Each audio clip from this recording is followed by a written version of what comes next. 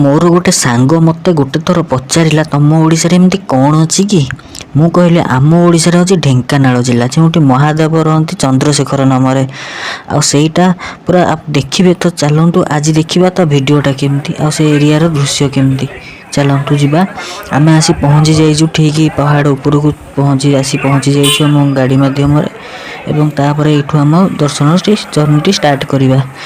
आम बाम पटे अच्छी छोट हनुमान मंदिर टी तो आगे अच्छी कपिलास मंदिर। तो चलतु भितर को जा अधिक डेरी करवानी भितर को सीधा जावारी चलतु। यहाँ हूँ मंदिर ठीक सम्मुख भागटी यही बाट थी आप भितर को जापरेंगे। तो चलतु जा भितर को आम आसी पहुँची गलु भितर।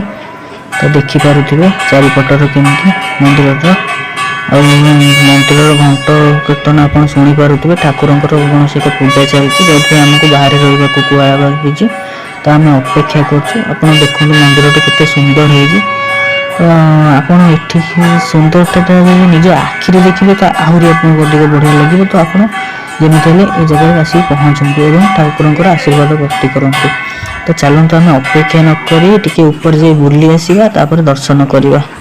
चलतु जा ऊपर आहरी गुड़े छोट बड़ मंदिर है कि बहुत गुड़े छोट मंदिर अच्छी। तो चलतु देखा कौ ठाकुर ऊपर अच्छा देखिपे आम आसी उपरको केते उपरक आसीगलु एवं जाऊँ आहरी उपरक बाट अच्छी।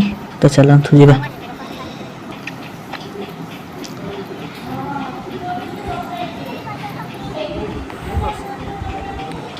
आसिक पहुँची गलु ऊपर देखो ये गोटे मंदिर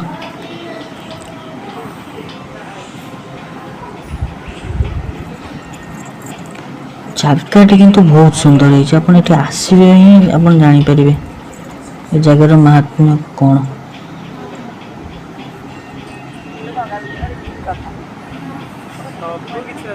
देखिपे जगह केमती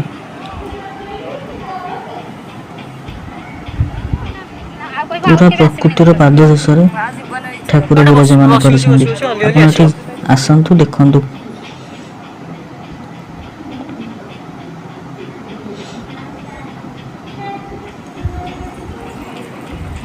तो चलतु आपन को तलू को जीवा एवं तले गोटे बढ़िया जिनस आप देखा।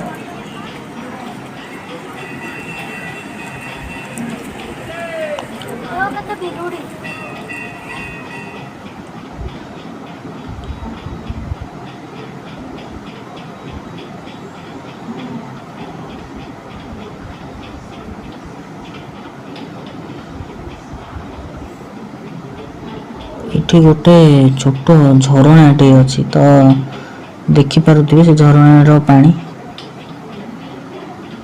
ये पानी गई आस पहाड़ ऊपर जहाँ खूब सुंदर मार्ग आरेंजमेंट कर दे पानीटा पूरा बढ़िया मात्रा साइज रे मलाबली कर दे जो पूरा तल को जाऊँ। तो चलतु आम भी अधिक डेरी करवानी आम टे गोड़ हाथ मुँह भल आग धुआ धुई होपर जा ठाकुर को दर्शन करवा एवं तापर आम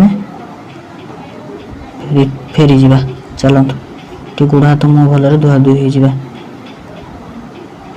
ये मैंने बढ़िया पानी जो जगार खसुची से जगह बढ़िया सुंदर मानक पत्थर कारुकार्य काम कर।